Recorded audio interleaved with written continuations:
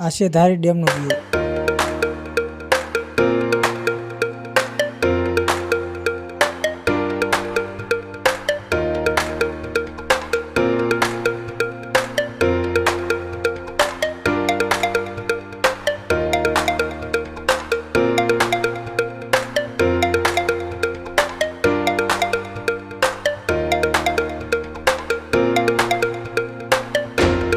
આપણે જઈએ છીએ હવે મંદિરે।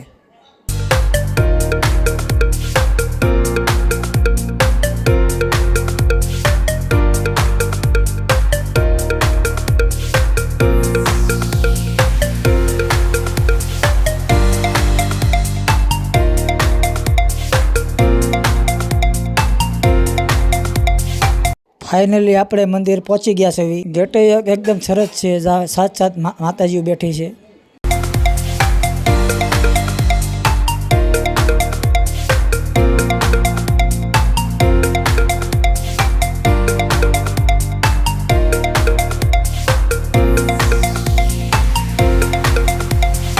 આ છે ખોડિયાર માનું મંદિર।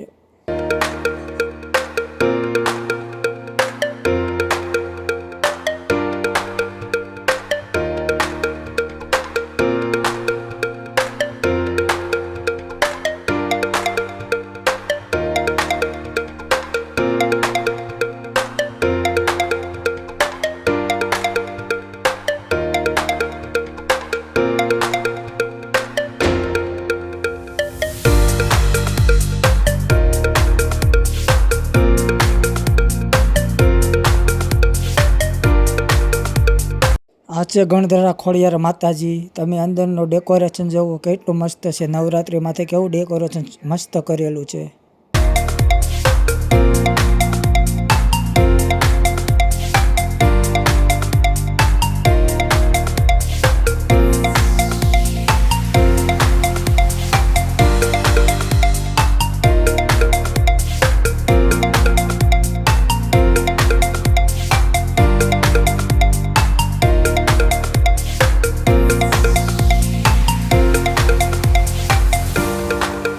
આપણે જઈએ છીએ મંદિરની પાછલા ભાગે જઈએ કે રાગીની માનું મંદિર છે।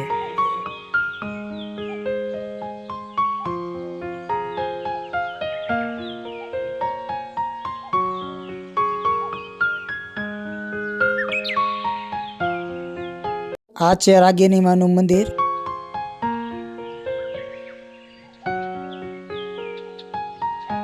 આ ગુફા અંદર માતાજી બેઠેલા છે। આ પાછળ સાઈડ ગુફા બંધ કરી દીધી છે।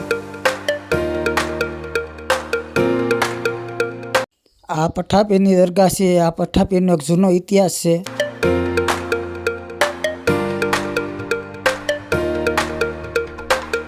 આ બે મારા ફ્રેન્ડ છે, મારી સાથે આવેલા છે।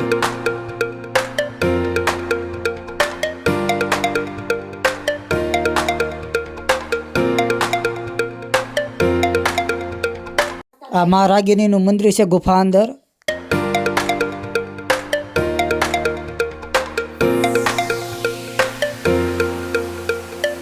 આ મંદિરની પાછળ જ આવી છે, અહીંયા ખોડિયારમાંનું નાનું એવું ઐતિહાસિક મંદિર છે। અહીંયા અમે જ આવી છીએ નીચે નાના નાના દાદર છે, અહીંયા ખીણમાં ઉતરવાનું છે।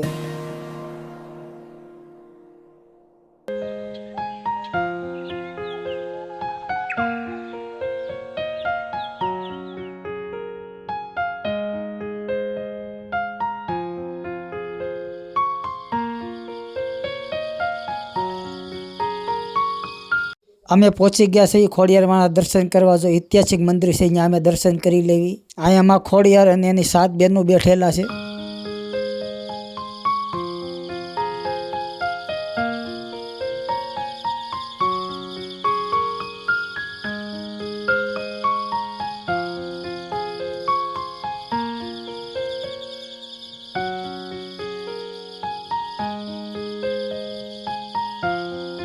અહીંનું વાતાવરણ એકદમ નેશનલ છે અને શુદ્ધ છે હવા। અહીંનો વ્યૂ એકદમ ઓચમ છે।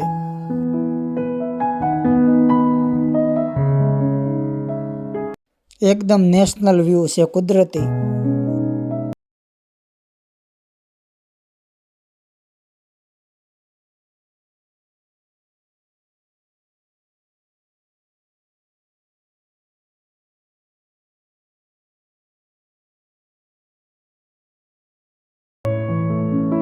આ પહાડોમાંથી પાણી આવે છે, પાણી એકદમ ક્લીન છે.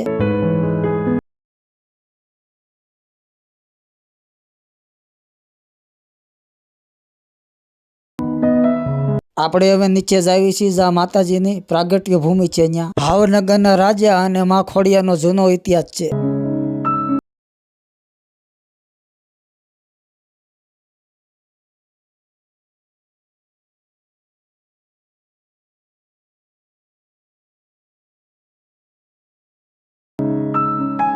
આ ઝરણા 12 મહિના ચાલુ રહેશે અને એની ઉપર ધારી ડેમ છે. આપણે અહીંયા આવીએ એટલે એમ લાગે આપણે માં ખોડિયારના સાક્ષાત સાનિધ્યમાં છવી. આ માં ખોડિયારનો ગુનો છે. આ ગુનામાં માં ખોડિયારની મગર છે.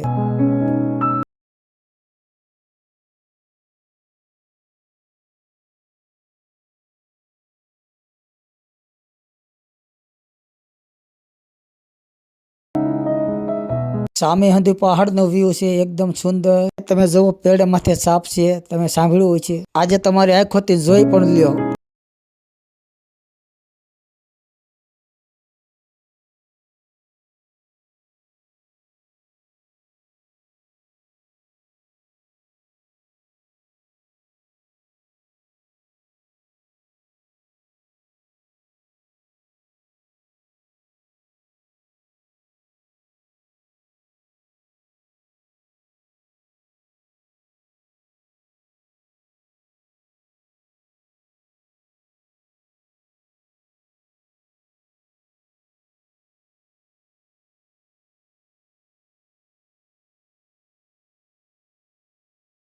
આ વિડીયો સારો લાગ્યો તો લાઈક, શેર એન્ડ સબસ્ક્રાઇબ કરવાનું ભૂલતા નહીં. હવે અમે અહીંથી નીકળીએ છીએ. જય દ્વારકાધીશ, જય માં ખોડિયાર.